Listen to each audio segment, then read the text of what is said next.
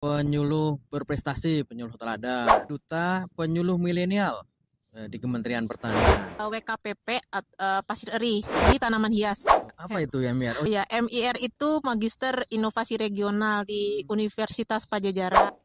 Aeon Mall sama sayur box milenial ya. Yang benar-benar saya bilang baru jadi, kita harus regenerasi.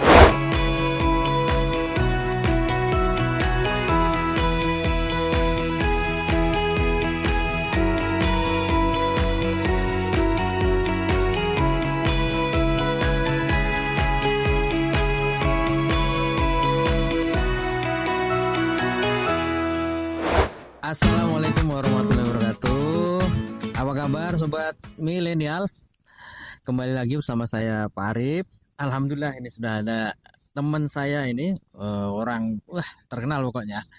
Namanya siapa? Bu Efrina Budiastuti. Gelarnya sih SP MIR.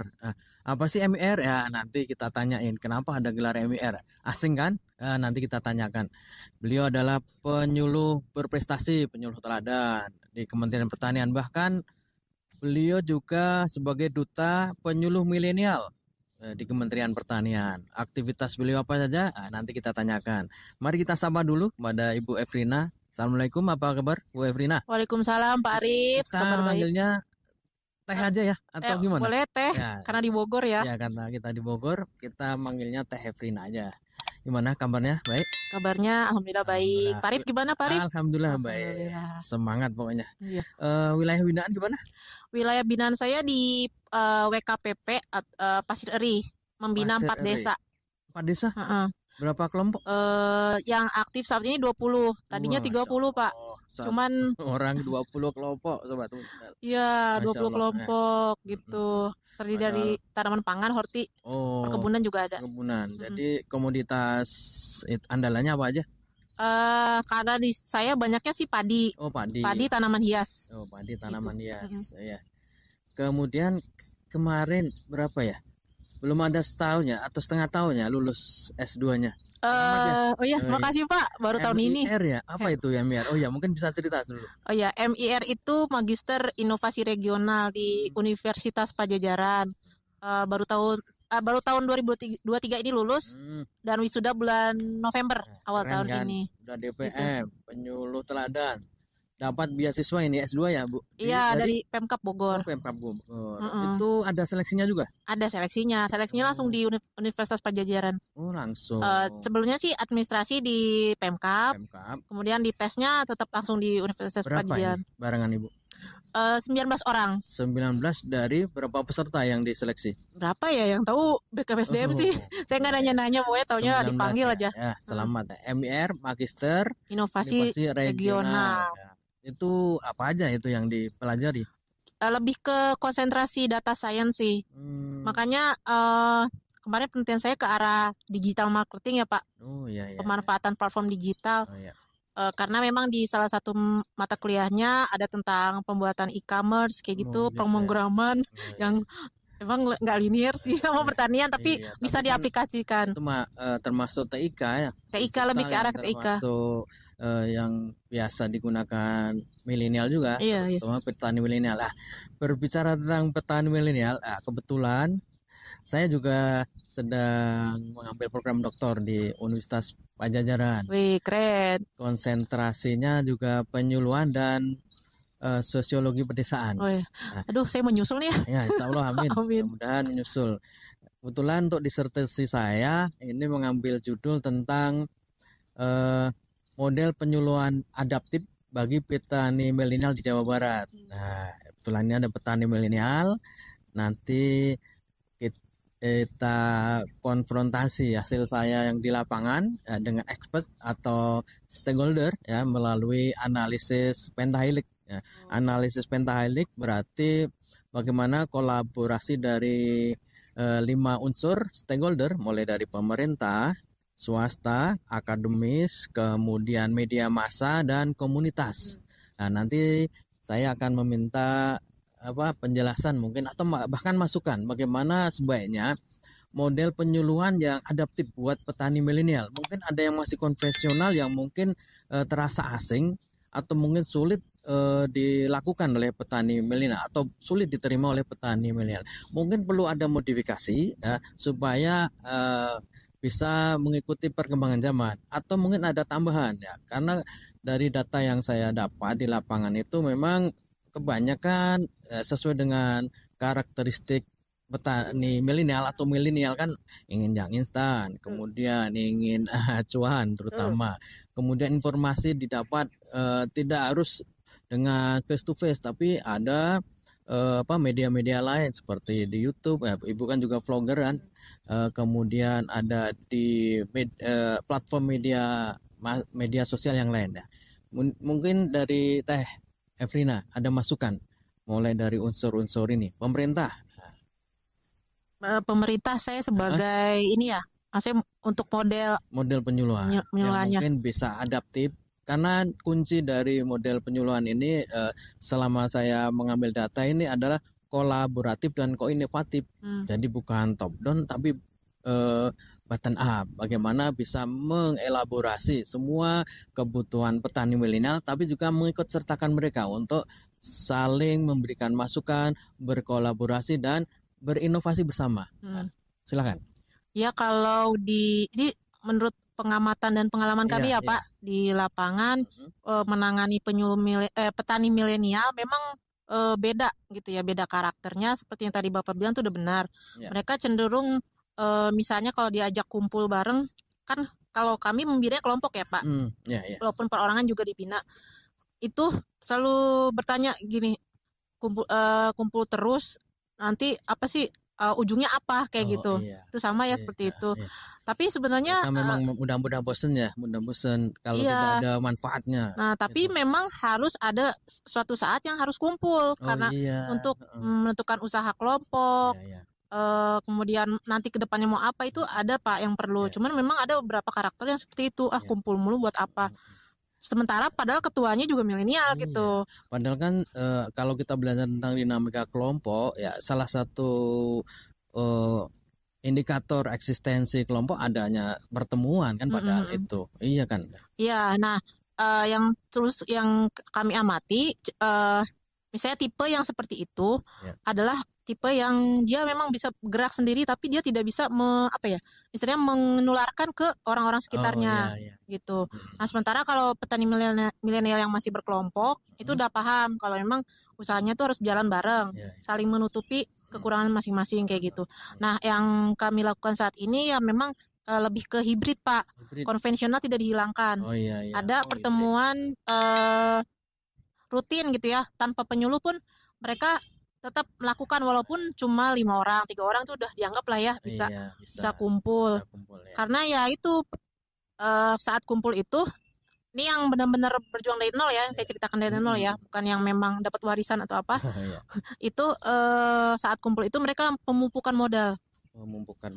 Saya belum ada rencana ke arah nanti membentuk kelembagaan ekonomi petani ya. Ini kita awal dulu bentuk. Tapi sejauh ini akses mereka ke arah untuk mendapatkan modal gimana? Sebenarnya kayak KUR itu udah ditawari, cuma mereka nggak mau gitu. Maunya udah dari kita aja membuka modal. Alasannya apa? Apa takut harus ada agunan atau takut nggak bisa mengembalikan atau gimana? Takut nggak bisa mengembalikan kayak gitu. Udah better pakai dana sendiri udah bisa gitu. Ya, selama ini mungkin seperti itu. Kalau milenial beda dengan yang udah petani yang jam terbangnya tinggi, punya yang bisa dijaminkan, punya tanah dan lain sebagainya. Sementara petani milenial itu kesulitan untuk bisa mengakses KUR, itu biasanya itu tadi takut tidak bisa mengembalikan. Terus apa? Terus secara digitalisasi ya tentu dilakukan ya. Maksudnya kalau misalnya untuk koordinasi saja kita bisa lah by phone, by WA kayak gitu. Cuman memang ada walaupun karakteristik petani milenial bukan berarti mereka semua melek IT loh Pak. Kalau yang di wilayah binaan saya ya, soalnya tetap ini juga ada penyuluh yang harus ngetikin. Dia nggak bisa ngetik. Tapi dia kalau urusan menghitung atau apa tuh bisa kayak gitu. Tetap harus kita dampingi. Bahkan yang mohon maaf nih ada di tempat saya juga petani milenial sebenarnya dia lulusan itu ya diploma gitu ya. Tapi ketika ya udah berarti kan di otak saya gitu sebagai penyuluh dia sudah bisa mengkonsep mengajukan proposal atau apa gitu. Tapi setelah saya cek ternyata belum bisa, dan itu perlu pendampingan. Jadi, secara langsung. Penyuluh tetap perlu Pak. Diperlukan karena ada fungsi pendampingan di situ. Karena ya, apalagi petani milenial kan, kadang kan tidak bisa dia tuh sendiri ya. Perlu ada yang mengarahkan, perlu ada yang membimbing. Nah itu tadi. Jadi kesimpulannya apa tadi? Kalau di sisi pemerintah tetap harus pendampingan konvensional maupun digital tetap dilaksanakan, tapi dengan modifikasi yang sesuai dengan kebutuhan dan karakternya petani milenial setempat. Gitu. Itu dari sisi pemerintah. Kemudian swasta. Akademik dulu. Akademik kan kita ada di kampus Pol Bangtan Bogor. Kita sering dari kampus Pol Bangtan Bogor. Apalagi dunia penyuluhan tidak asing lagi di teman-teman mahasiswa maupun dosen di Pol Bangtan Bogor. Bagaimana peran akademisi dalam hal ini, bagaimana agar model penyuluhan untuk petani milenial bisa diterima? Lebih ke apa ya, mereka kalau budidaya insya Allah udah bisa diinin ya Pak, tapi manajemen dirinya Pak yang perlu kita tingkatin lagi. Oh, berarti pendampingan dari sisi manajemen pembentukan SDM-nya itu loh. Kemudian diseminasi juga ya, karena ada hasil penelitian. Tentu itu pasti yang terbaru. Fungsi akademisi kan seperti itu, peran tinggi ya. Iya, itu salah satu petani yang saat ini kerjasama dengan Aeon Mall sama Sayur Box itu juga bilang sih, tolong dong ada teknologi baru nggak sih nih yang bisa dikenalin. Cuman kan ada permintaan kayak gitu. Petani yang bekerja sama dengan Sayur Box tapi mendistribusikan itu hasil panennya. Ada, tapi bukan di wilayah bidang saya ya, karena itu kan di Kecamatan Dramaga Pak. Gitu, tapi dia minta ada pendampingan tentang yaitu ilmu terbaru, teknologi terbaru lah. Pengennya yang terbaru, berarti tadi yang mudah didapat ya, yang itu. Jadi benar, salah satu karakteristik milenial atau petani milenial memang harus pengetahuan, keponya itu loh. Iya. Keponya mereka pengen tahu, apalagi yang bermanfaat bagi dirinya. Tuh. Kemudian apalagi untuk di sisi akademis? Dari sisi akademis, selain diseminasi, pendampingan manajerial. Kayak kalau pengetahuan sih mereka tinggal dipoles dikit aja sih Pak. Kalau dari knowledge-nya kayak gitunya. Lebih gitu skill kayak gitunya Pak. Ya. Kemudian satu lagi yang swasta tadi ya. Swasta kan mungkin yang ada formulator kan bisa pihak-pihak lain yang terikat atau berhubungan dengan dunia pertanian atau dengan petani milenial atau dengan milenial. Bagaimana menurut Ibu? Swasta itu diperlukan, terutama pengenalan produk-produk terbarunya. Produk terbaru ya. Termasuk kayak tadi yang Aeon Mall kayak gitu sebagai off takernya diperlukan.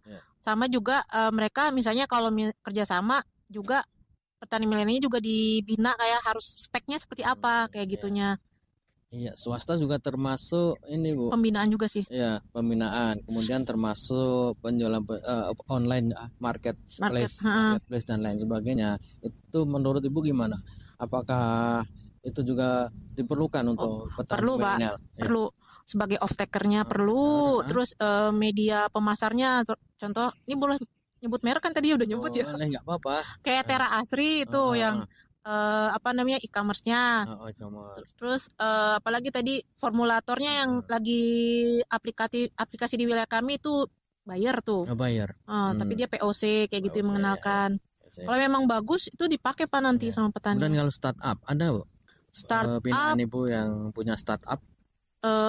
Belum ya. Jadi malah kita yang menghadirkan gitu. Menghadirkan. Nah ini rencananya mau sama fasilitator muda yang program itu kita lagi mau mendata produk-produk apa yang mungkin bisa dimasukin ke e-commerce gitu Pak. E-commerce ya. Jadi nanti kalau bisa memang ada startup. Jadi startup belum tergantung pada marketplace yang besar, tapi bisa membuat sendiri, bisa memasarkan sendiri. Jadi memutus rantai rantai pemasaran. Misalnya kalau di marketplace kita harus ada administrasi lah, fee dan lain sebagainya. Kalau kita bikin sendiri kan bisa mengurangi. Nah itu pernah Pak bikin tuh di Sukamantri Pak, di desa Sukamantri. Jadi khusus untuk tanaman hias.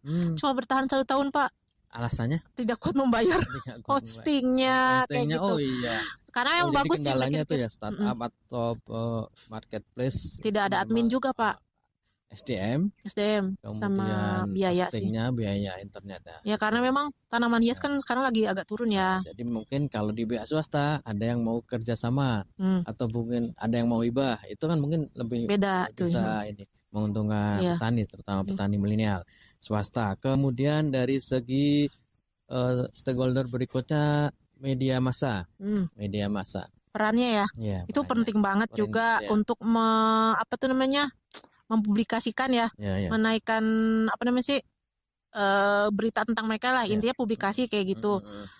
Selama ini pihak media yang ke wilayah kami sih baru datangin dia memang dari kami, dinas kami yang memang kerjasama dengan dinas gitu.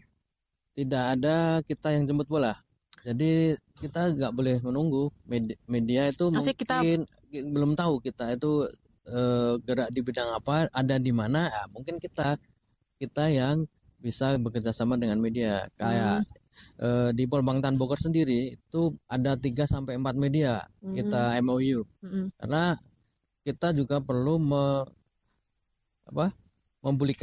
mempublikasikan aktivitas kinerja kita, kemudian prestasi kita, bahkan juga menginformasikan berita informasi dari Kementerian Pertanian, terutama dari Badan Penyuluhan dan Pengembangan Sumber Daya Manusia Pertanian. Biasanya kita juga ikut menginformasikan hal tersebut. Demikian juga ketika kita misalkan petani milenial itu butuh atau perlu ada yang bisa dikenalkan ke khalayak, maka bisa aja kerjasama dengan media. Nah itu belum Pak, paling yang dari dinas kita bawa untuk publikasi gitu. Itu dari media. Yang terakhir adalah masyarakat atau mungkin komunitas. Perannya untuk itu ya? Untuk mendukung model penyuluhan buat petani milenial yang adaptif ini. Nah ini kalau di tempat saya nih, yang di wilayah binaan saya memang agak terkotak ya. Untuk masyarakat yang misalnya Karang Taruna dia bergerak sendiri, milenial pertanian bergerak sendiri kayak gitu. Tapi kalau dukungan lain kayak PKK itu gabung ke kita karena memang sama-sama istilah Pokja, dan walaupun PKK tapi dia ada arah ke yang lingkungan juga.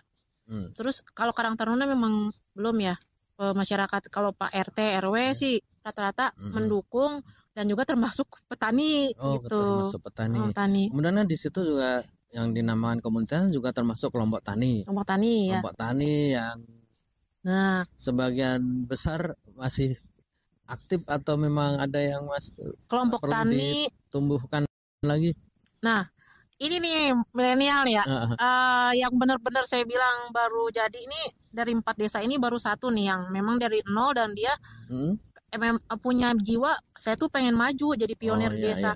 Nah ada waktu itu awal saya pindah ke Taman Sari, saya tuh menumbuhkan satu kelompok tani milenial tanaman hias. Tapi karena emang dia orientasinya bantuan, udah habis itu melempem gitu. Nah itulah salah satu sifat mungkin milenial yang tidak dimiliki oleh petani kolonial yang lainnya.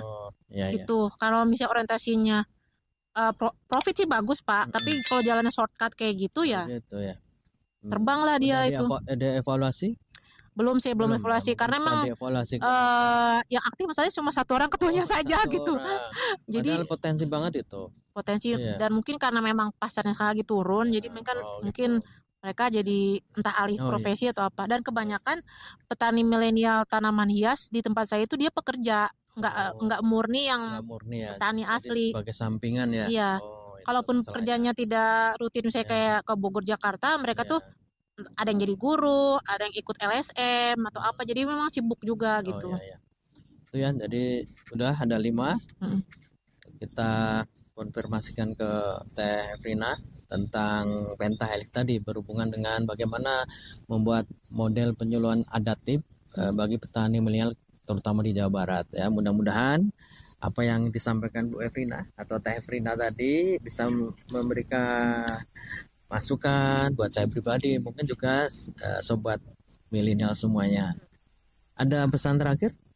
Ya, pesan terakhirnya memang saya selaku penyuluh ya wajib banget Pak menumbuhkan petani milenial karena kita harus regenerasi. Oh iya, Yang sekarang saja lagi usaha anak-anaknya ketua kelompok nih diikutin gitu. Oh iya. Semoga aja sih nanti bisa benar-benar terregenerasi gitu Pak. Iya, karena petani di Indonesia itu masih diperlukan karena sebagian besar masyarakat Indonesia masih makan beras, padi, dan itu semuanya ditanam oleh petani.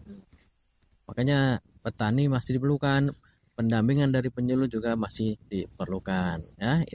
Untuk hari ini itu saja yang bisa kita bahas ya. Terima kasih Teh Frina sudah datang di Polbangtan Bogor, sudah ikut memberikan masukan ke penelitian saya. Mudah-mudahan nanti bisa bermanfaat untuk menyempurnakan penulisan saya di disertasi saya. Sekian dari saya Arif dan Teh Frina. Mohon undur diri. Assalamualaikum warahmatullahi wabarakatuh.